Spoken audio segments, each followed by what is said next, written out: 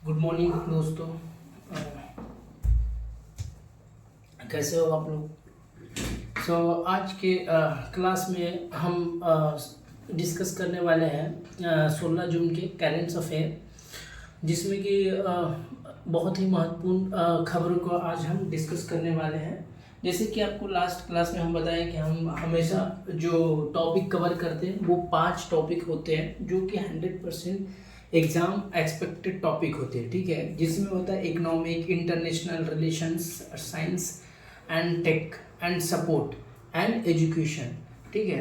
ये सब जो है ना वेरी हॉट टॉपिक है। इसके रिगार्डिंग इसके से ही बहुत सारे क्वेश्चंस आते हैं करेंट अफेयर में। जितने भी एग्जाम्स होते हैं, जितने भी कम्पिटिटिव एग्जाम्स होते हैं, सब यहाँ से ही क्वेश्चन लेकर मतलब दिया जाता है, ठीक है। हम मैक्सिमम सीरीज में, मैक्सिमम क्लास में मैं इस सारी टॉपिक को ही हर दिन कवर करते हैं और इसके रिगार्डिंग हम करेंट अफेयर बनाते हैं, ठीक है। आज हम थोड़ा बात करेंगे कि जो आज अभी बिहार में चल रहा है खान सर और रोशन सर के बीच। सबसे पहले तो हम रोशन सर के लिए हमें बहुत ही संवेदना है, क्योंकि वो ने बहुत बड़ी चीज़ खो दिया। एक झूठ के कारण उनका परिवार पूरा बिखर गया। तो इसके लिए हम बहुत ही मतलब कि भावुक है। मैं इनके बारे में ज़्यादा कुछ बोल नहीं सकता, क्योंकि मुझे सच्चाई पता नहीं है, तो मैं ज़्यादा इस टॉपिक पे बोल नहीं सकता। बट हाँ, मैं ज़रूर बोलूँगा कि आप दोनों बहुत ही अच्छे टीचर हो।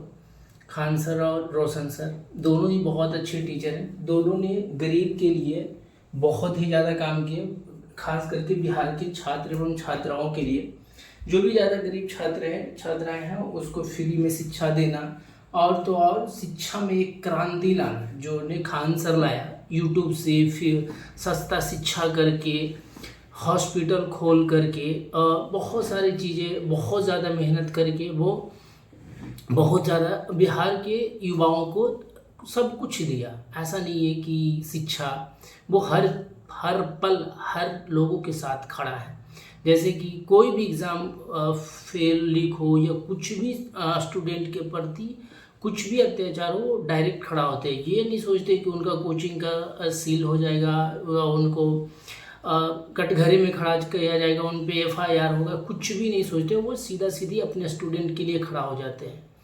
बट आज ये सब देखते हुए कि क्या नहीं किया वो टीचर, क्या नहीं किया बच्चे के लिए, फिर भी आज बच्चा इन्फ्लुएंस होकर कुछ रंगे सियार जो हैं बच्चों के इन्फ्लुएंस कर रहे हैं, जो टीचर के नाम पे, जिनका क्लास गाना गाया, मैथ पढ़ाया, फिर भी नहीं चला। उनको पता है कि उस पर व्यूज़ नहीं आते हैं, तो वो ये सब मौका ढूंढते रहते हैं, ठीक है। मौका ढूंढ के उस पर वीडियो बनाना, लोगों को बदनाम करना, जिसका नाम अच्छा फेमस है उसको बदनाम करना, कंटिन्यूसली वीडियो बनाना, स्टूडेंट को इन्फ्लुएंस करना, ये सब उनका काम है।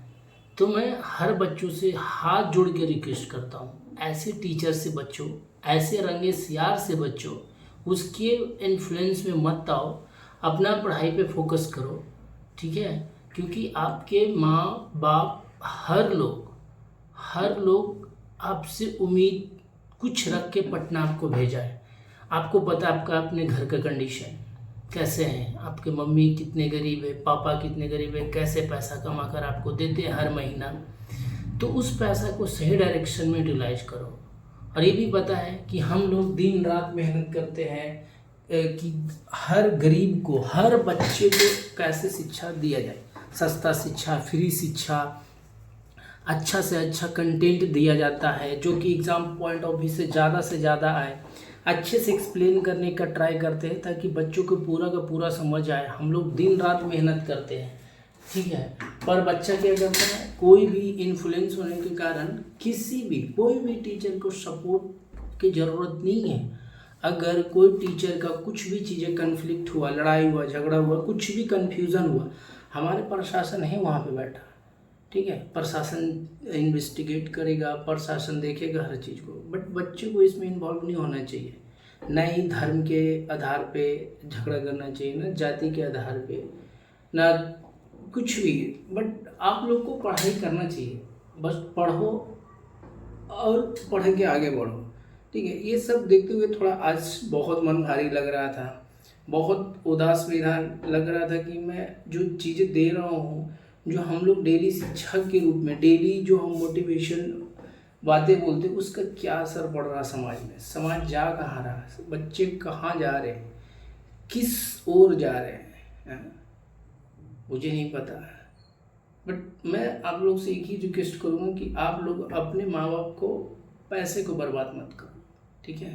कोई टीचर गलत नहीं होता, कोई टीचर सही नहीं होता। सबसे पहले कोई भी टीचर, गुरु क्या कोई न धर्म होता न जाति होता है, ठीक है, वो गुरु हैं। कुछ भी शिक्षा दिया जा रहा है आपको लेना चाहिए। आप अगर जैसे जय श्री राम बोलते हो, सनातनी बोलते हो, तो श्री राम भगवान भी जब रावण को वध किए थे तो अपना भाई लक्ष्मण को बोले थे उससे जाके ज्ञान लो, क्योंकि वो ज्ञानी थे, ठीक है।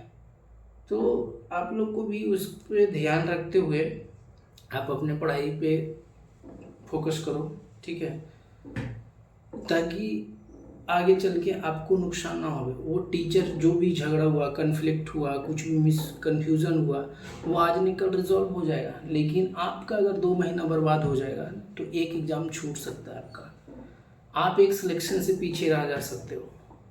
तो आप क्यों उस चीज़ के पीछे पड़ रहे हो। सबका टीचर है, कोई खान सर का फेवरेट है, कोई रोशन सर का फेवरेट है, कोई किसी का फेवरेट है, तो हर लोग का फेवरेट है। बट क्या रोशन सर आपको जॉब दिलाएंगे? नहीं।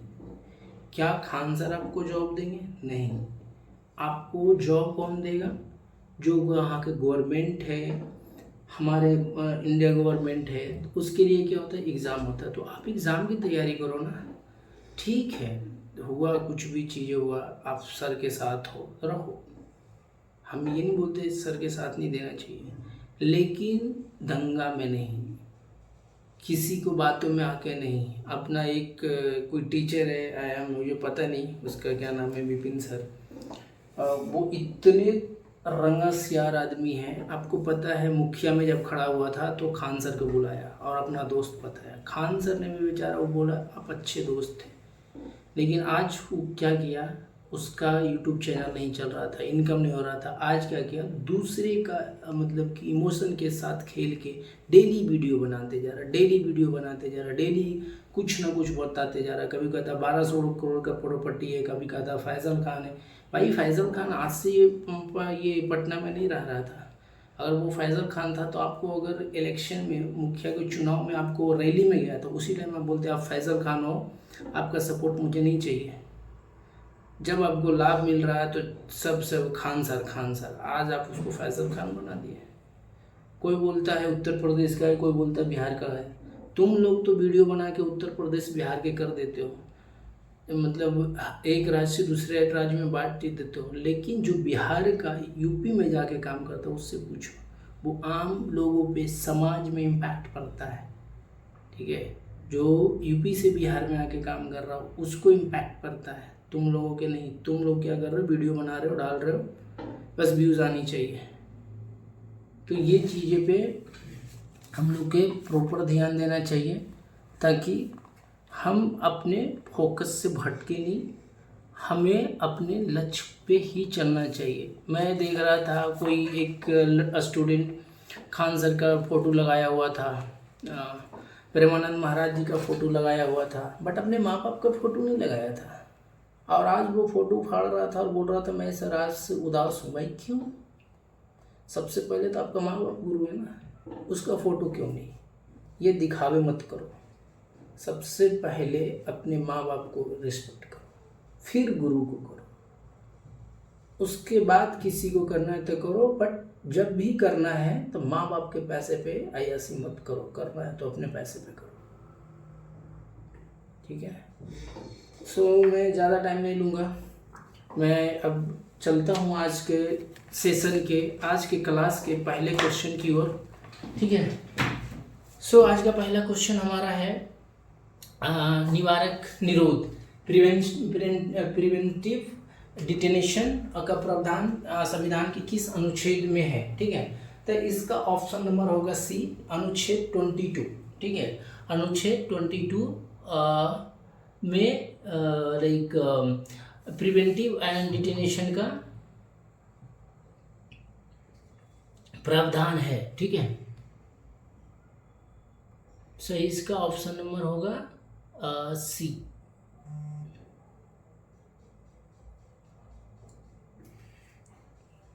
अनुच्छेद 22 गिरफ्तारी और निवारक निरोध से संबंधित अधिकार को प्रदान करता है। ठीक है, लाइक प्रिवेंटिव एंड डिटेनेशन का अधिकार प्रदान करता है अनुच्छेद 22 के अंतर्गत। ठीक है, भारत में प्रिवेंटिव डिटेनेशन एक्ट पहली बार 1950 में लागू किया गया था। मतलब स्वतंत्रता के बाद पहली बार 1950 में लागू किया गया था। ठीक है, तो ये क्वेश्चन आ सकता है कि प्रिवेंटिव डिटेनेशन एक्ट पहली बार कब लागू हुआ था स्वतंत्र भारत में? तो 1950 में लागू किया था। ठीक है, तो आप इसको भी याद रखना कि स्वतंत्र भारत के बाद प्रिवेंटिव डिटेनेशन एक्ट पहली बार कब लागू किया गया था? तो 1950 ईस्वी में। अब हम देखते हैं इसका पूरा हिस्ट्री, ताकि मैं डिटेल्स में इसका देखते हैं। ठीक है, निवारक निरोध, प्रिवेंटिव डिटेनेशन क्या है? सो निवारक प्रिवेंटिव, पहले से रोकना। ठीक, पहले से रोकना, निरोध डिटेनेशन हिरासत में रखना। मतलब प्रिवेंटिव पहले से रोकना, डिटेनेशन हिरासत में रखना। अर्थात किसी व्यक्ति को अपराध करने के बाद नहीं बल्कि भविष्य में अपराध करने की आशंका होने पर पहले से हिरासत में रखना प्रिवेंटिव डिटेनेशन कहलाता है। ठीक है, इसका परिभाषा क्या है? प्रिवेंटिव डिटेनेशन का किसी भी व्यक्ति को अपराध करने के बाद नहीं बल्कि भविष्य में अपराध करने की आशंका होने पर पहले से हिरासत में रखना है।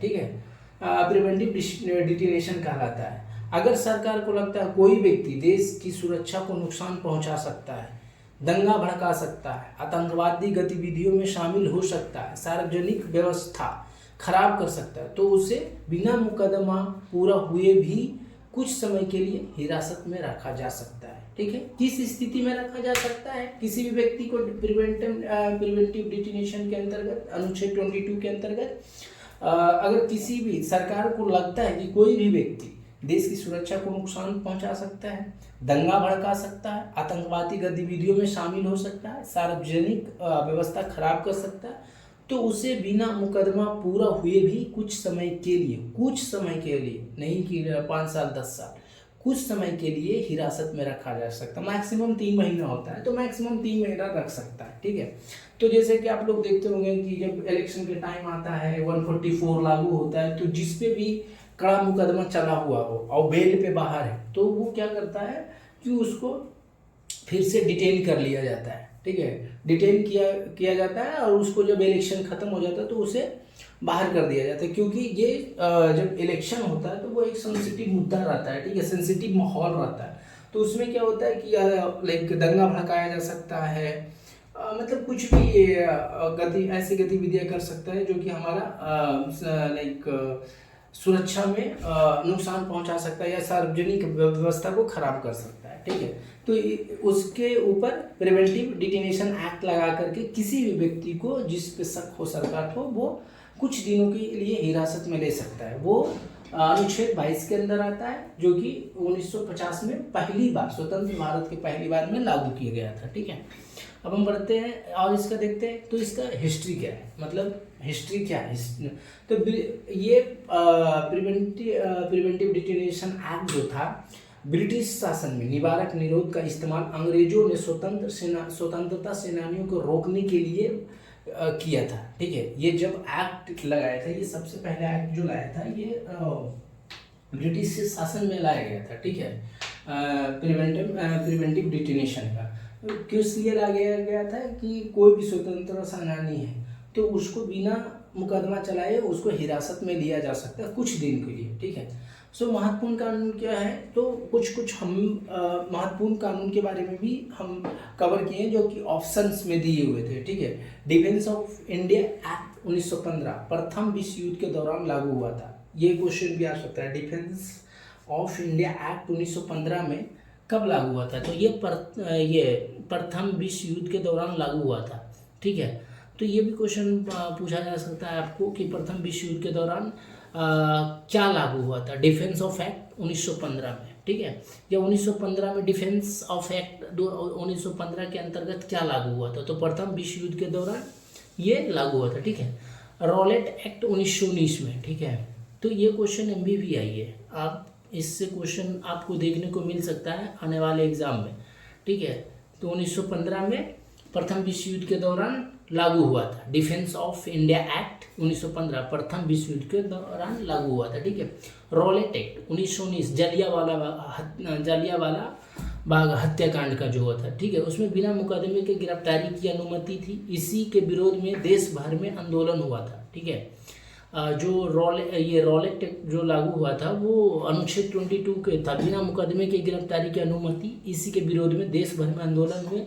इसके बाद जलियांवाला बाग मिसकरेज हुआ था, ठीक है। जो जलियांवाला बाग हत्याकांड हुआ था इसी के दौरान हुआ था, जो आंदोलन हुआ था, ठीक है। संविधान सभा में बहस, संविधान सभा बनते समय इस पर बहुत बहस हुआ था, ठीक है। जब ये बन रहा था एक्ट तो इसमें बहुत ज़्यादा बहस हुआ था। कई सदस्यों ने विरोध किया क्योंकि वह नागरिक स्वतंत्रता को सीमित करता है, ठीक है। लेकिन देश की सुरक्षा को ध्यान में रखते हुए उसे संविधान में शामिल किया गया, ठीक है। इसमें बहुत बहस भी हुआ विधानसभा में, इसको रोकने के लिए भी ट्राई किया गया था, क्योंकि वो उसमें तथ्य दिया गया था कि किसी भी व्यक्ति को स्वतंत्रता को बाधित करता है, लेकिन देश की सुरक्षा को ध्यान में रखते हुए इस एक्ट को पारित किया गया था, ठीक है। सो अब हम बढ़ते हैं इसका और देखते कि यह स्वतंत्र भारत का पहला प्रिवेंटिव डिटेंशन एक्ट 1950 में लागू हुआ था, ठीक है। समाप्त कब किया गया था? 1969 में समाप्त कर दिया गया था, ठीक है। फिर बाद में प्रमुख कानून बनाया गया, मतलब कि कॉन्स्टिट्यूशन में लाया गया 1971 में। पहले 1950 में लागू हुआ, पहले ब्रिटिश शासन लेकर आया। ब्रिटिश शासन के बाद जब हमारा भारत आज़ाद हुआ तो 1950 में लागू फिर से किया गया, ठीक है। 1947 के बाद 1950 में उसको लागू कर दिया गया, फिर समाप्त 1969 में किया गया, ठीक है। फिर बाद में प्रमुख कानून में 1971 में लाया गया। सो पूरा नाम है इसका maintenance of internal security act, ठीक है। Maintenance of internal security act आपातकाल में 1975 से 77 में बहुत उपयोग हुआ था। आपातकाल जब इंदिरा गांधी लगाई थी तो 1975 और 77 के बीच में बहुत उपयोग किया गया था, क्योंकि उसमें आपातकालीन में जिस पे भी शक हुआ था उसको इंदिरा गांधी ने जेल में डलवा दिया था। तो इस कानून का पूरा यूज पूरा 1975-1977 के इमरजेंसी जब इंदिरा गांधी लगाई थी तो इसका उपयोग किया गया था, ठीक है। इसका क्या है? COF, ये जो ऑप्शन है दूसरा ऑप्शन है COFEPOS, विदेशी मुद्रा और तस्करी रोकने के लिए, ठीक है। COFPOS क्या है? विदेशी मुद्रा को तस्करी रोकने के लिए, नासा राष्ट्रीय सुरक्षा बनाए रखने के लिए। तो ये भी देख सकते हैं कि COPS या विदेशी मुद्रा को तस्करी रोकने के लिए क्या मतलब क्या है? तो COFEPOS, ठीक है। इसके अंतर्गत हम विदेशी मुद्रा को तस्करी रोक सकते हैं।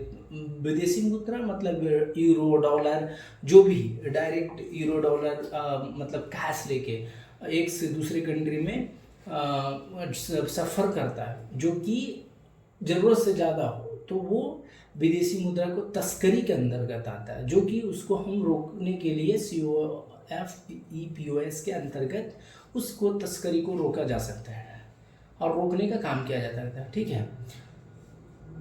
सो ये संविधान में कहाँ है? अनुच्छेद 22 संविधान में कहाँ है? तो अनुच्छेद 22 गिरफ्तारी और निरोध, अरेस्ट एंड डिटेंशन से संबंधित है। इसमें 2 प्रकार के मामला प्रावधान है। मतलब कि इसमें कितने प्रकार के मामला का प्रावधान होता है? तो 2 सामान्य गिरफ्तारी, ठीक है। व्यक्ति के अधिकार, गिरफ्तारी के कारण बताना होगा। वकील रखने का अधिकार है। 24 घंटे के भीतर मजिस्ट्रेट के सामने पेश करना होगा।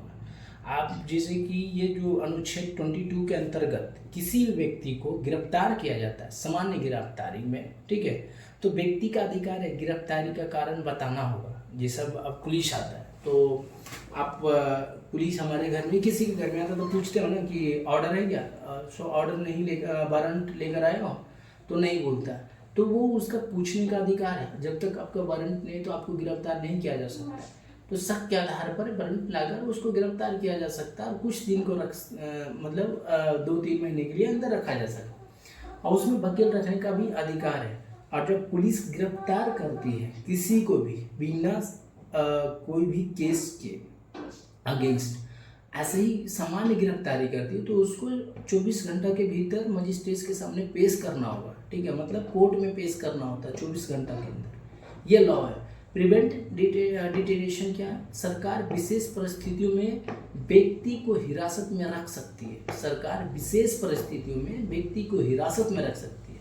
सुरक्षा प्रावधान, 3 महीने से अधिक हिरासत के लिए एडवाइजरी बोर्ड को अनुमति चाहिए। व्यक्ति के कारण बताए जाएंगे, कुछ मामलों को छोड़कर उसे अपना पक्ष रखने का अवसर दिया जाएगा। ठीक है, तो ये जो है ना पूरा का पूरा इस टाइप से ये 22 एक्ट के अंतर्गत ये सारे मामला को, ये सारे तथ्य को रखा गया है। ठीक है, अब जैसे कि देख सकते हैं कि हमारा ऑप्शन एक था अनुच्छेद 19 लाइक आर्टिकल 19। आर्टिकल 19 के अंतर्गत नागरिकों को 6 मौलिक स्वतंत्रताएं देता है, जैसे कि अभिव्यक्ति को स्वतंत्र, शांतिपूर्ण सभा संगठन बनाना, देश में घूमना, कहीं भी रहना, कोई व्यवसाय करना। ठीक है, कहीं भी रहना, कोई व्यवसाय करना, देश में घूमना, संगठन बनाना मतलब पार्टी बनाना, कोई भी पार्टी आप बना सकते हो। ठीक है, शांतिपूर्ण सभा करना, ये अनुच्छेद लाइक 19 के अंतर्गत आता है। भाई अभिव्यक्ति की स्वतंत्रता, वो स्वतंत्र है। ठीक है, वो स्वतंत्र है, वो सभा कर सकता है, शांतिपूर्ण सभा कर सकता है, जिसे कि हम प्रोटेस्ट कर रहे हैं। ठीक है, कोई भी चीज़ को हम प्रोटेस्ट कर रहे हैं, तो वो प्रोटेस्ट से किसी को हर्ट नहीं होना चाहिए, कोई दंगा नहीं होना चाहिए, समाज में लाइक कुछ भड़काऊ भाषण नहीं देना चाहिए ताकि हमारा व्यवस्था में खराबी आ सके। ठीक है, संगठन, पार्टी बनाना हमारा मतलब मूल अधिकार है, देश में घूमना, कहीं भी रहना, कोई भी व्यवसाय करना। अनुच्छेद 21 जीवन और व्यक्तिगत स्वतंत्रता का अधिकार। ठीक है, अनुच्छेद 21 के अंतर्गत आता है जीवन किसी भी व्यक्ति द्वारा स्थापित प्रक्रिया के अनुसार ही उसकी स्वतंत्रता से वंचित किया जा सकता है। प्रिवेंटिव डिटेंशन सीधा प्रावधान नहीं है। तो इस अनुच्छेद में जो 22 का आर्टिकल का है प्रिवेंटिव डिटेंशन, तो इससे इसका कोई लिया दिया नहीं।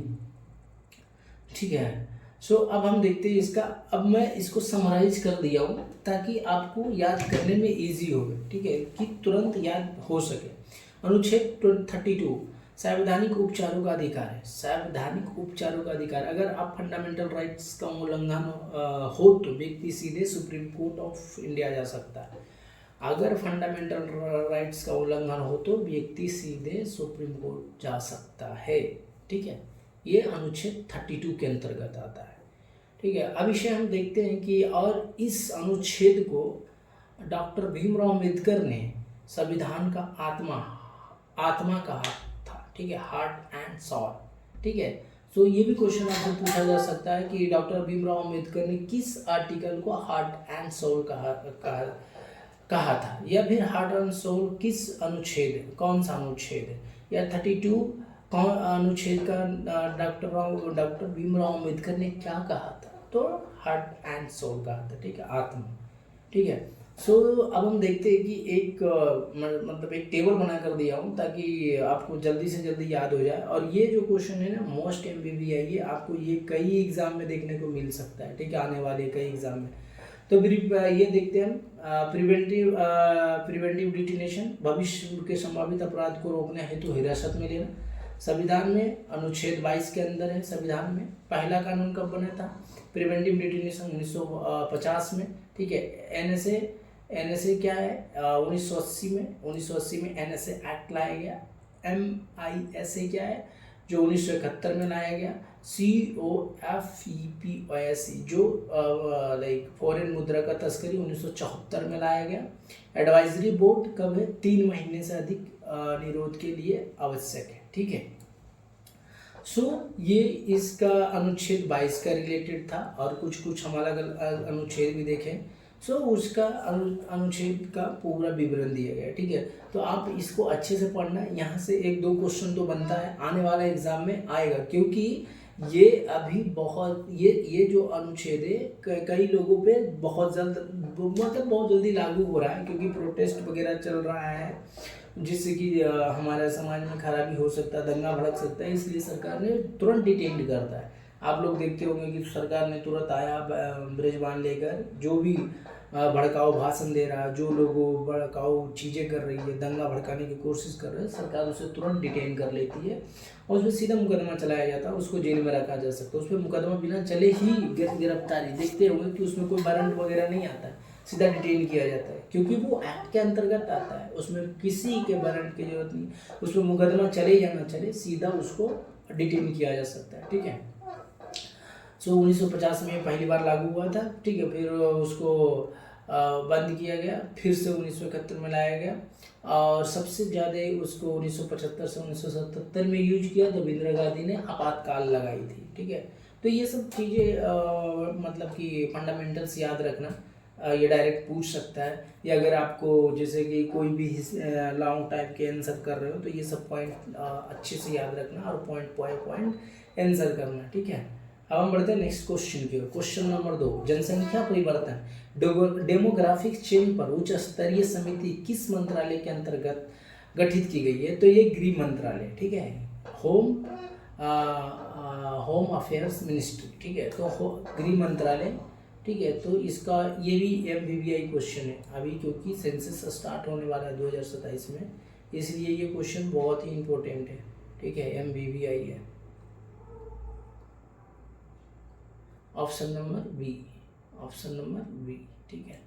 सो यह समिति जनसंख्या संरचना, प्रवासन और सुरक्षा संबंधी विषयों का अध्ययन करेगी। भारत सरकार ने high level committee on demographic change, high level committee on demographic change, ठीक है, HLDC का गठन गृह मंत्रालय होम मिनिस्ट्री के अंतर्गत किया था। उसका उद्देश्य है कि देश में जनसंख्या बदलाव, ठीक है, डेमोग्राफिक चेंज, जनसंख्या बढ़ते हुए जनसंख्या का बदलाव या कैसे मतलब नियंत्रण पा सकते हैं, विशेषकर अवैध प्रवासन, इलीगल इमिग्रेशन और अन्य असामान्य कारणों से होने वाले प्रभावों को अध्ययन करना, ठीक है। लाइक इलीगल इमिग्रेशन, जैसे कि अभी आपने देखा होगा कि SIR ऑपरेशन चला था, ठीक है, SIR ऑपरेशन चला था, जिसमें वोटर ID का पहचान किया गया था। कौन सा? SIR ऑपरेशन चलाया गया था, जिसमें उसका पूरा वोटर ID कार्ड का वेरिफिकेशन हुआ, और जिसका भी डॉक्यूमेंट गलत था उसको देश से बाहर निकालने का, और पहले तो उसको वोट का देने से रोका गया, उसके बाद उसको आइडेंटिफाई किया जा रहा है जो भी बांग्लादेश से इंडिया में इमिग्रेटेड है, ठीक है, तो उसको रोहिंग्या कहते हैं, और उसको अपने भारत देश से बाहर निकालने का काम किया जा रहा है। तो उसके लिए ये गृह मंत्रालय ने डेमोग्राफिक चेंज करके पूरा फिर से जनगणना का करने वाले, ठीक है। ये होम मंत्रालय के अंतर्गत कमेटी को गठन किया गया। इस कमेटी का नाम है HLCDC, ठीक है। तो ये याद रखना, ये आने वाला है आंसर क्वेश्चन, कई एग्जाम में आपको ये देखने को मिलेगा, ठीक है। सो अभी हम ऑप्शन देखते हैं। शिक्षा मंत्रालय, बहुत सारे ऑप्शन है, A, B, C and D, तो एक B ऑप्शन है जो गृह मंत्रालय है, बाकी ये ऑप्शन। शिक्षा मंत्रालय का क्या काम है भाई? तो स्कूल शिक्षा, उच्च शिक्षा, NIRF, UGC, NEP 2020, ठीक है, NEP 2020। सो ये सब काम है शिक्षा मंत्रालय, और शिक्षा मंत्रालय इसका कार्यभार देखता है, ठीक है। गृह मंत्रालय का काम क्या है? आंतरिक सुरक्षा, सीमा प्रबंधन, नागरिकता, अवैध प्रवासन, कानून व्यवस्था, ठीक है। गृह मंत्रालय के काम क्या है? आंतरिक सुरक्षा, इंटरनल सिक्योरिटी, ठीक है, सीमा प्रबंधन लाइक बॉर्डर मैनेजमेंट, जैसे कि हमारा जितना भी बॉर्डर लगता है अलग अलग कंट्रीज है, that means like Nepal India, China India, Bangladesh India, Pakistan India. So ये सब बॉर्डर को सुरक्षित करने के लिए होम मंत्रालय ही पूरा निगरानी करता है, कितना फोर्स डिप्लॉय करना है, कौन सा लाइक आपका डिफेंस सिस्टम में अपना डिफेंस लाइक आर्म्स या जो भी एयरक्राफ्ट को जो भी ऐड करना वो गृह मंत्रालय का परमिशन से ही होता है, जो कि रक्षा मंत्रालय गृह मंत्रालय से परमिशन लेकर वो उसको इशू करता है, ठीक है। सो अब हम देखते हैं वित्त मंत्रालय है। तो वित्त मंत्रालय के काम तो आपको पता ही होगा, मिनिस्ट्री ऑफ फाइनेंस जो कि अभी सीतारमण है, निर्मला सीतारमण अभी वित्त मंत्रालय का मंत्री है, ठीक है। सो यूनियन बजट, टैक्सेशन, ठीक है, आरबीआई से संबंधित वित्तीय नीतियाँ, सरकारी खर्च, तो ये सब सारा वित्त मंत्रालय के देखरेख में होता है। रक्षा मंत्रालय, तो ये जैसे अभी रक्षा मंत्रालय के रक्षा मंत्री कौन है, राजनाथ सिंह, ये तो बहुत दिन से, पर फिर भी अभी भी वो रक्षा मंत्रालय वही है, ठीक है। तो उनका काम क्या, सेना, नौसेना, वायुसेना, लाइक आर्मी, नेवी, एयरफोर्स, जल, थल, वायु, तीनों को नियंत्रित करना, तीनों को देखभाल करना, ठीक है। तो रक्षा मंत्रालय, ठीक है। अब हम देखते हैं question number 3, global wind day कब मनाया जाता है, ठीक है। ग्लोबल विंड कब मनाया गया, तो इसका आंसर होगा आपको 15 जून, लाइक ऑप्शन नंबर सी, 15 जून, ऑप्शन नंबर सी। इसका उद्देश्य है पवन ऊर्जा के महत्व के प्रति जागरूकता फैलाना। ग्लोबल विंड डे हर साल 15 जून को मनाया जाता है। ग्लोबल विंड डे हर साल कब मनाया जाता है, 15 जून, ठीक है। ये क्वेश्चन MBBI है, ये आपको आने वाले एग्जाम में देखने को मिल सकता है और ये बहुत ही ज़्यादा इम्पोर्टेंट है, ठीक है। तो हर साल कब मनाया जाता है, 15 जून को मनाया जाता है। इसका उद्देश्य लोगों को पवन ऊर्जा, विंड एनर्जी के महत्व और स्वच्छ ऊर्जा और जलवायु में परिवर्तन से निपटने में इसकी भूमिका के बारे में जागरूक करना, ठीक है। ग्लोबल विंड डे का इतिहास शुरुआत में 2007 में यूरोप में हुई। 2019 से उसे वैश्विक स्तर पर मनाया जाने लगा। 2009 से पहले क्या हुआ, शुरुआत कब किया गया, यूरोप में हुई थी 2007 में, ठीक है। जो wind day global wind day है 2007 में यूरोप में हुई थी शुरुआत। 2009 से इसे वैश्विक स्तर पर मनाया जाने लगा, ठीक है। इसका आयोजन मुख्य रूप से global wind energy council GWEC, इसका मुख्य रूप से आयोजन कौन करता है, GWEC और विंड यूरोप द्वारा किया जाता है, दोनों मिल के करता है, wind Europe and global wind energy council, जब GWEC, ओके। सो ये क्वेश्चन भी मोस्ट इम्पोर्टेंट है, आपको कई आने वाले एग्जाम में देखा जा सकता है, ठीक है। सो इसका अब देखते हैं कि इसका मुख्य उद्देश्य क्या है, ठीक है। तो इसका मुख्य उद्देश्य है नवीकरण ऊर्जा, रिन्यूएबल एनर्जी को बढ़ावा देना, जीवाश्म ईंधन, कोल, ऑयल, गैस पर निर्भरता कम करना, कार्बन उत्सर्जन, लाइक कार्बन इमिशन कम करना, जलवायु परिवर्तन से लड़ना, ठीक है। सो जलवायु परिवर्तन से लड़ना, स्वच्छ और टिकाऊ ऊर्जा को बढ़ावा देना, ठीक है। सो इसको 5 जून इसका लाइक विश्व पर्यावरण डे। सो अब हम ये सारा जो ग्लोबल विंड डे मनाया जाता है वो इस सारे उद्देश्यों को बढ़ावा देने के लिए मनाया जाता है, ठीक है। कब मनाया जाता है, तो ये लाइक 15 जून को मनाया जाता है, ठीक है। 15 जून को मनाया जाता है। शुरुआत कब हुआ था, 2007 में हुआ था। कहाँ हुआ था, यूरोप में हुआ था। 2009 से पूरा विश्व में मनाना स्टार्ट कर दिया गया, ठीक है। इसका मुख्य काउंसिल कौन होता है, इसका आयोजन कौन कौन करता है, तो लाइक विंड यूरोप करता है और GWEC करता है, दोनों मिलके ग्लोबल विंड एनर्जी काउंसिल और विंड यूरोप, ठीक है। सो 5 जून का क्या था, 5 जून को विश्व पर्यावरण दिवस हम मनाते हैं, ठीक है। उद्देश्य क्या है, इस मुख्य कारण क्या है पर्यावरण मनाने का, तो उसका है पर्यावरण संरक्षण, प्रदूषण नियंत्रण, जलवायु परिवर्तन पर जागरूकता, ठीक है। अब हम बढ़ते हैं 8 जून को हम क्या मनाते हैं, तो 8 जून का हमारा है विश्व महासागर दिवस, वर्ल्ड ओशियन डे। 8 जून को हम विश्व महासागर दिवस मनाते हैं, वर्ल्ड ओशियन डे। उद्देश्य क्या है, महासागरों का संरक्षण, समुद्री जैव विविधता बचाना, ठीक है। तो इसका मुख्य उद्देश्य ही 8 जून को क्या मनाते हैं, विश्व ओशियन दिवस, विश्व ओशियन महासागर दिवस, ठीक है।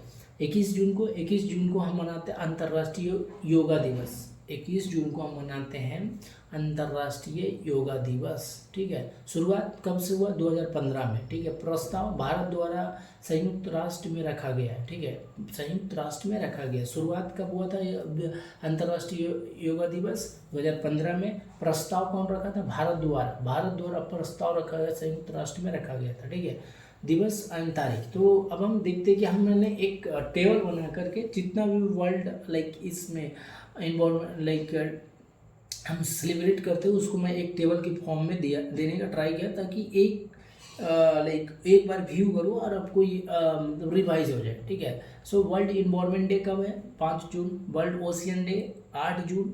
ग्लोबल विंड डे 15 जून। इंटरनेशनल डे ऑफ योगा 21 जून। ठीक है, सो ये याद रखना, ये बहुत इंपॉर्टेंट है, एक ना एक क्वेश्चन जरूर आपको पूछेगा ये। ठीक है, आने वाले एग्जाम में। सो अब हम बढ़ते क्वेश्चन नंबर 4 की ओर। भारत का पहला high resolution 3D human brain stem atlas किस संस्थान ने दिया? तो IIT Madras. Option number C, IIT Madras. ठीक है, यह न्यूरोलॉजी और मस्तिष्क अनुसंधान में बड़ी उपलब्धि है। मस्तिष्क न्यूरोलॉजी और मस्तिष्क। ठीक है, भारत का पहला high resolution 3D human brain stream atlas IIT Madras के Sudha Gopal Krishnan brain centre SGBC ने विकसित किया है। ठीक है, इसे एंकर एटलस ऑफ रिकंस्ट्रक्शन का नाम दिया गया है। इसको नाम क्या दिया गया है? इसका नाम दिया गया है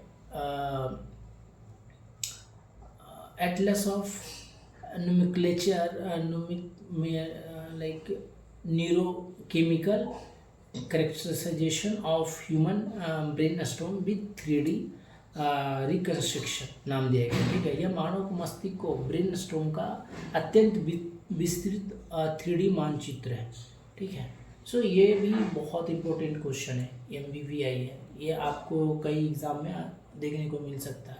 इसकी खास बात क्या है? 200 से अधिक brain steam nucleic and favour tracks mapping, MRI, histology और न्यूरोकेमिकल डेटा को जोड़कर बनाया गया। ठीक है, बनाया गया है। शोधकर्ताओं और डॉक्टरों के लिए सार्वजनिक रूप से उपलब्ध कराया गया है। इसका उद्देश्य है न्यूरोलॉजिकल डिसीज को बेहतर समझ और इलाज में मदद एंड ठीक है, तो ये यहाँ से क्वेश्चन आने वाला है, आप इसको बहुत मतलब याद तो कर ही लेना, इसको छोड़ना मत, क्योंकि ये आने वाले एग्जाम में आपको देखने को मिल सकता है। ठीक है, अब option number A IIT Bombay. So ठीक है, तो IIT Bombay AI robotics engineering और रिसर्च के लिए प्रसिद्ध है। IIT बम्बई किसके लिए प्रसिद्ध है? IIT Bombay AI robotics engineering and research के लिए प्रसिद्ध है, लेकिन 3D नहीं।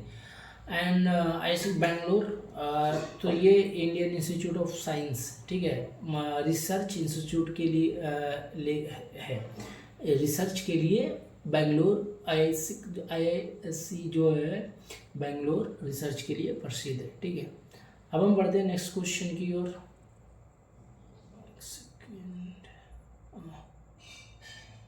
अब हम बढ़ते हैं क्वेश्चन नंबर 5 की ओर। ठीक है, ब्रिक्स इंदौर डिक्लेरेशन किस क्षेत्र से संबंधित है? तो ये खाद्य कृषि के मतलब ऑप्शन नंबर बी है। ठीक है, ऑप्शन नंबर बी कृषि, MBBI ये भी इसको भी आएगा, क्योंकि एग्रीकल्चर पे सरकार ने फोकस किया है, तो ये क्वेश्चन आपको देखने को मिलेगा। ठीक है, इस घोषणा को उद्देश्य है कि कृषि सहयोग खाद्य सुरक्षा को बढ़ावा देना, कृषि उद्योग सहयोग और खाद्य सुरक्षा को बढ़ावा देना। ठीक है, ब्रिक्स इंदौर डिक्लेरेशन कृषि एग्रीकल्चर, खाद्य सुरक्षा, फूड सिक्योरिटी, डिजिटल कृषि, डिजिटल एग्रीकल्चर और जलवायु सहिष्णु खेती, क्लाइमेट रेजिलेंस फार्मिंग से संबंधित इसे जून 2026 में इंदौर में हुई ब्रिक एग्रीकल्चर मिनिस्टर मीटिंग में अपनाया गया। ये कब अपनाया गया? 2 जून 2026 में इंदौर में जो ब्रिक्स एग्रीकल्चर मिनिस्टर्स के मीटिंग हुआ था उसमें अपनाया गया। ठीक है, ब्रिक्स इंदौर डिक्लेरेशन। ठीक है, ब्रिक्स इंदौर डिक्लेरेशन कृषि से रिलेटेड है, वो जून 2026 में अपनाया गया जब ब्रिक्स एग्रीकल्चर मिनिस्ट्री मीटिंग हो रहा था तब। ठीक है, तो यहाँ से भी क्वेश्चन आएंगे और ये आने वाला ही है, इसको डिनाई नहीं कर सकते हो, ये क्वेश्चन आएगा। ठीक है, अब हम बढ़ते हैं नेक्स्ट क्वेश्चन की ओर। सो अभी ये हम देख सकते हैं कि ये मेरा ऑप्शन जो ऑप्शन है सी और डी किस के लिए काम करता है। ठीक है, तो हम सबसे पहले देखते हैं ऑप्शन ए रक्षा। सो रक्षा से जुड़े विषय जैसे सैन्य सहयोग, सुरक्षा समझौते, हथियार प्रणाली, संयुक्त सैन्य अभ्यास। संयुक्त सैन्य अभ्यास मतलब एक दूसरे देश मिल के हम अभ्यास करते हैं फाइट का, ठीक है, युद्ध का अभ्यास करते हैं, तो उसको संयुक्त सैन्य अभ्यास करते हैं। कृषि मुख्य फोकस रहता है खाद्य सुरक्षा, किसान कल्याण, डिजिटल कृषि, जलवायु संहिता, खेती, कृषि नौचार, टिकाऊ कृषि।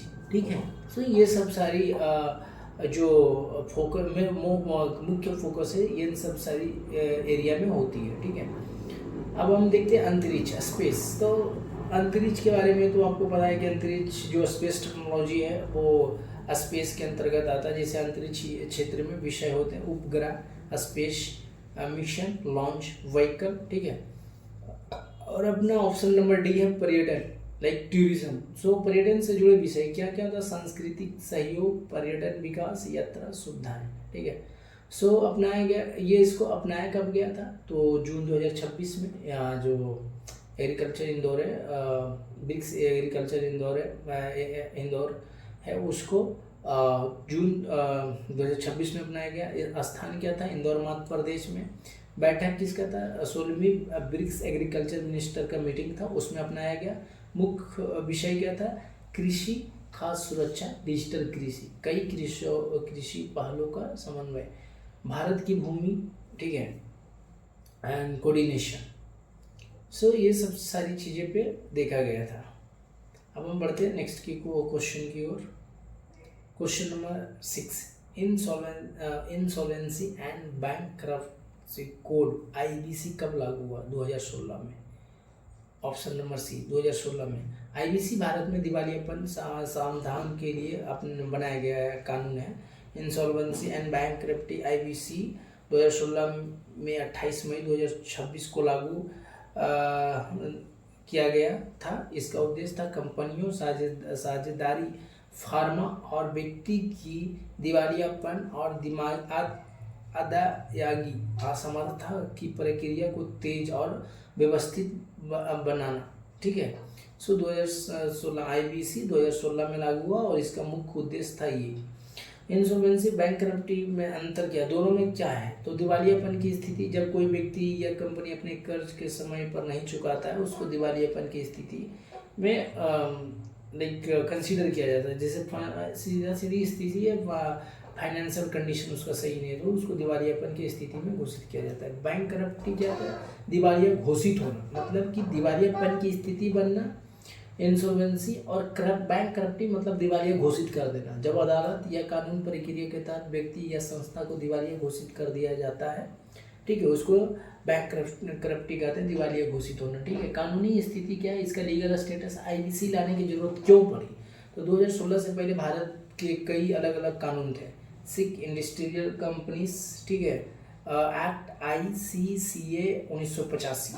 ठीक है, 2016 के पहले ये बहुत अलग अलग कानून था, उसको सबको कंसोलिडेट करके IBC एक धारा लाया 2016 में, उसके अंतर्गत सभी को इंक्लूड कर लिया। ठीक है, उसको अलग अलग ये सभी को उसके अंतर्गत लाया गया, लाइक SICA।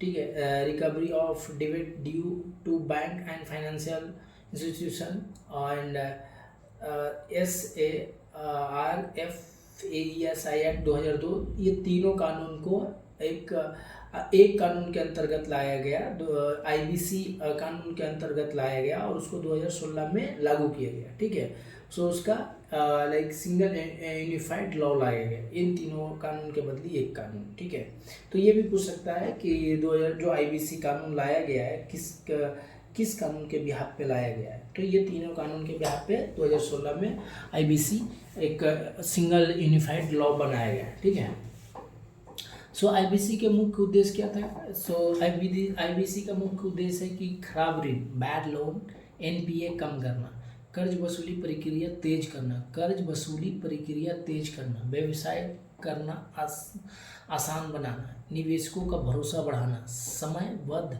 समाधान देना। ठीक है। सो इसका आमतौर पर समय सीमा क्या है, आमतौर पर 180 दिन होता है, अतिरिक्त 90 डे दिया जाता है। ठीक है। तो अब कुल समय लगभग 303 दिनों के भीतर पूरी करने की लक्ष्य रखा गया है। टोटल कितने हैं, 303 दिन। तो ये क्वेश्चन आपको आ सकता है कि पूरा कितना, 303 दिन। ठीक है, 330 दिन, 330 दिन पूरा का है। ओके। सो अब हम बढ़ते हैं नेक्स्ट क्वेश्चन की ओर।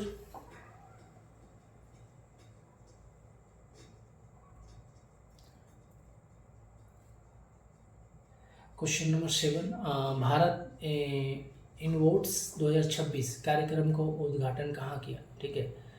सो भारत फ्रांस तकनीकों को बढ़ावा देने के लिए ये फ्रांस में किया गया। ठीक है, फ्रांस में, option number B. Option number B, यह कार्यक्रम भारत फ्रांस के तकनीकी सहयोग बढ़ावा देता है। यह एक India France innovation collaboration program है जिसका उद्देश्य है भारत इनोवेट्स 2026 कार्यक्रम उद्घाटन फ्रांस में हुआ। इसका मुख्य उद्देश्य है यह कार्यक्रम भारत फ्रांस तकनीकी सहयोग को बढ़ावा देता है। ठीक है, यह एक India France innovation collaboration program है जिसका उद्देश्य स्टार्टअप को ग्लोबल एक्सपोजर देना। ठीक है, एआई डीप टेक्नोलॉजी इनोवेशन को बढ़ावा देना, दोनों देशों के बीच रिसर्च एंड टेक्नोलॉजी का एक्सचेंज बढ़ावा देना। मतलब हम अपना टेक्नोलॉजी और रिसर्च एक दूसरे के साथ हम साझेदारी कर सकते हैं, ये फ्रांस के साथ ही, जो कि हमारा बहुत लंबे समय से रणनीतिकार और साझेदारी करता है। स्पेस टेक्नोलॉजी, ये टेक्नोलॉजी, स्पेस और टेक्नोलॉजी दोनों। ठीक है, फ्रांस से ही हमारा ये डिफेंस सिस्टम में हमारा सहयोग करता है, सुरक्षा में। लाइक राफेल जो खरीदा गया है वो डिजॉल्व सिस्टम से खरीदा गया जो फ्रांस का है। ठीक है। सो हमारा फ्रांस बहुत दीर्घकालिक रणनीतिकार है, ये क्वेश्चन आता है। ठीक है। सो अब हम बढ़ते हैं नेक्स्ट क्वेश्चन की ओर। रूटर्स इंस्टीट्यूट ऑफ रिपोर्ट 2026 किस विषय से संबंधित है। तो ये समाचार, उपभोग एवं सोशल मीडिया। ठीक है। सो ये क्वेश्चन भी MBBI है, आपको ये क्वेश्चन बहुत बार देखने को मिल सकता है, तो ये क्वेश्चन भी आप बहुत अच्छे से याद कर लेना। ठीक है। सो इसका मुख्य मतलब कि मुख्यतः क्या है, इसका मुख्य कारण क्या है। तो रिपोर्ट के अनुसार सोशल मीडिया पारंपरिक समाचार स्रोत को पीछे छोड़कर रूटर्स इंस्टीट्यूट रिपोर्ट 2026 मुख्य रूप से न्यूज़ कंजप्शन, समाचार उपभोक्ता, डिजिटल मीडिया ट्रेंड्स और सोशल मीडिया यूसेज पैटर्न से संबंधित होता है। ठीक है। तो ये सब क्वेश्चन भी आपको आने का पूरा संभावना है और कई एग्जाम में आपको देखने को मिल सकता है। सर, रिपोर्ट का मुख्य विषय क्या रहता है। इस रिपोर्ट का है क्या अध्ययन किया जाता है। लोग समाचार कहाँ से पढ़ते हैं, TV, newspaper, YouTube, Facebook, Instagram, Twitter and news app से। ठीक है। तो रिपोर्ट का मुख्य विषय क्या है, इस रिपोर्ट का अध्ययन किया जाता है। लोगों का समाचार कहाँ से पढ़ते हैं, तो ये 4-5 सोर्सेस है जहाँ से लोगों समाचार पढ़ते हैं। ठीक है। सो हम बढ़ते हैं नेक्स्ट क्वेश्चन की ओर। G7 समिट का मुख्य मुद्दा क्या था। तो यूक्रेन रसिया कन्फ्लिक्ट, जो अभी यूक्रेन रसिया का युद्ध हो रहा है, मेन मुद्दा यही था, उसके पे ही ज़्यादा चर्चा हुआ, फोकस रहा। G7 समिट में प्रमुख मुद्दा हमेशा की तरह 2026 में भी सबसे ज़्यादा फोकस यूक्रेन रसिया युद्ध था। ठीक है, यूक्रेन रसिया कन्फ्लिक्ट पर रहा। जी समिट क्या है, तो ग्रुप ऑफ 7, मतलब जी समिट क्या है, तो ग्रुप ऑफ 7 से 7 देशों का समूह है जो विकसित अर्थव्यवस्था का देश है। ठीक है, विकसित देश में का समूह है। इसमें कौन कौन आता है, USA, UK, France, Germany, Italy, Canada, Japan. ठीक है। सो ये क्वेश्चन को मैंने पिछले सेशन में पूरा एक्सप्लेन बहुत ज़्यादा किया हूँ, तो आप पिछले सेशन में भी जाकर आप इसको देख सकते हो, और वहाँ से अगर कोई डाउट आए तो आप डायरेक्ट पिन करो कुछ भी, और एक्सप्लेनेशन या डीप में कुछ क्वेश्चन आता है तो आप डायरेक्ट मुझे पिन मतलब यूट्यूब पे कमेंट ड्रॉप कर सकते हो, मैं वहाँ से आपको रिप्लाई कर दूँगा। ठीक है। सो हम बढ़ते हैं नेक्स्ट क्वेश्चन की ओर। क्वेश्चन नंबर 10, मुहर्रम कौन से कैलेंडर का पहला महीना है। Islamic lunar calendar. ठीक है, ये क्वेश्चन भी आ सकता है, ये भी इम्पोर्टेंट क्वेश्चन है। ठीक है।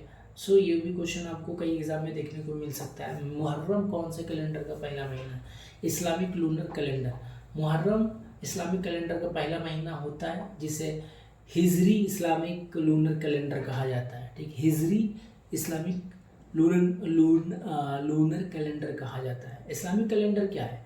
इसे हिजरी कैलेंडर भी कहते हैं, या चंद्रमा पर आधारित होता है। तो ये आ सकता है कि ये जो हिजरी कैलेंडर है किस पे आधारित हो, ये चंद्रमा पर आधारित होता है।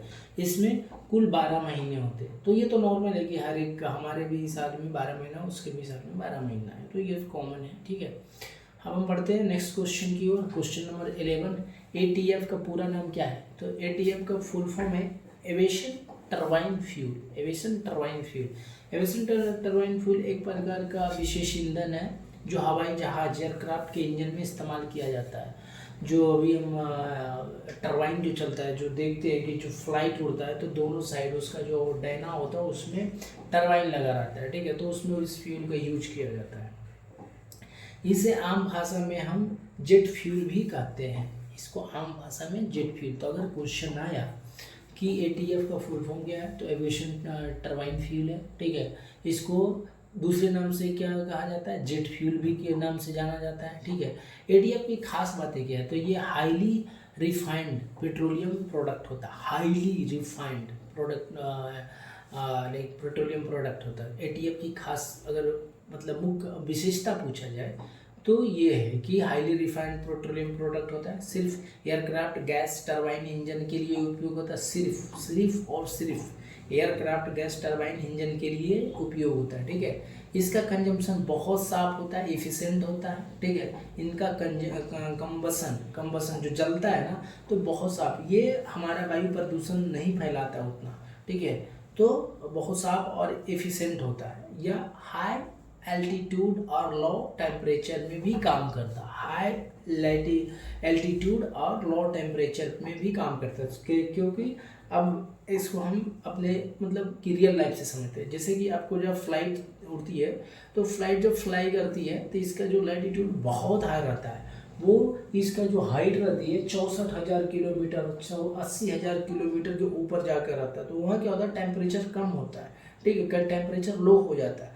तो उस स्थिति में भी हमारा ये प्रोडक्ट, ये जो हमारा एटीएफ जो फ्यूल है, जेट फ्यूल है, वो अच्छे से जलता है, उसमें कोई प्रॉब्लम नहीं आता है। ठीक है, तो ये चीज़ें आप ये भी आपका MBBI क्वेश्चन है, ये भी आपको कई एग्जाम में आपको देखने को मिल सकता है। ठीक है, सो हम बढ़ते हैं नेक्स्ट क्वेश्चन की। और क्वेश्चन नंबर 12, भारत ने किस देश के साथ कम्प्रहेंसिव पार्टनरशिप की घोषणा की है? तो स्लोवाकिया के साथ किया है। ऑप्शन नंबर बी, स्लोवाकिया के साथ कम्प्रहेंसिव पार्टनरशिप की घोषणा की है। भारत ने स्लोवाकिया के साथ कम्प्रहेंसिव पार्टनरशिप की घोषणा की है। ठीक है, यह दोनों देश के बीच के संबंधों को और मजबूत करने का स्तर है, जिसमें कॉर्पोरेशन बढ़ाया गया है। AI technology, defence cooperation, trade investment, education, skill development, science and innovation, ये मुख्य टॉपिक है जिस पे फोकस किया गया है। ठीक है, अब हम बढ़ते हैं नेक्स्ट क्वेश्चन की ओर। क्वेश्चन नंबर 13, क्वेश्चन नंबर 13 है जी समिट में यूक्रेन का मुख्य यूक्रेन में मुद्दा क्या रहा? तो वो ये है, जी समिट में सबसे पहले थे यूक्रेन रशिया युद्ध, energy security, global economy, sanction policy. ठीक है, यूक्रेन के राष्ट्रपति ने G7 को समर्थन मांगा, G7 से समर्थन मांगा। यूक्रेन के राष्ट्रपति जो व्लादिमीर पुतिन है वो ये समर्थन मांगा। ठीक है, सो हम बढ़ते हैं नेक्स्ट क्वेश्चन की ओर। क्वेश्चन नंबर 14, ये मैंने पिछले क्वेश्चन में भी एक्सप्लेन किया हूँ कि मुहर्रम 1148 शुरू, तो सऊदी अरब में इस्लामिक न्यू कैलेंडर है, ये 1448 शुरू हुआ है। ठीक है, भारत में चांद देखने के आधार पर तारीख तय होगी, जो ये वहाँ पर कैलेंडर के थ्रू देखा जाएगा 1448 बट भारत में अभी भी चांद को देखकर ही उसको निर्धारित किया जाएगा। ठीक है, सो आप इस क्वेश्चन को देख लेना, इसमें ज़्यादा कुछ है नहीं और ज़्यादा इम्पोर्टेंट भी नहीं है। ठीक है, तो आप इस क्वेश्चन को देख लेना, मैंने पूरा एक्सप्लेन कर दिया इस पर। कोई डाउट लगेगा तो आप डायरेक्ट बता सकते हो, तो मैं उसको आंसर करूँगा, ठीक है। सो आज के लिए इतना ही। को PDF लिखने की ज़रूरत नहीं है, आप को PDF फ्री में हम प्रोवाइड कर देंगे, आप बस हमें कमेंट करना। और हाँ, आप अगर हमारे चैनल पे न्यू हो तो प्लीज़ सब्सक्राइब कर लो, ठीक है, ताकि आने वाले हर सेशन में हर लाइक करेंट अफेयर से अपडेट रहो, हर लाइक कोई भी हमारा ट्यूटोरियल हो जिससे मतलब आपको कम्पिटिटिव एग्ज़ाम में हेल्प हो, तो आप यहाँ से डायरेक्ट आपको मिलेगा, सब चीज़ फ्री में मिलेगा। आप मेरा चैनल को फॉलो करो, सब्सक्राइब करो, ठीक है, और शुरू से अंत तक आप मेरा वीडियो को देखो। और हाँ, अगर कोई भी टॉपिक आपको समझ नहीं है, डायरेक्ट बेझिझक मुझे पिन करो, और हम कोई भी चीज़ें के चार्जेस नहीं करते हैं, आपका आंसर भी पूरा हम करेंगे, ठीक है।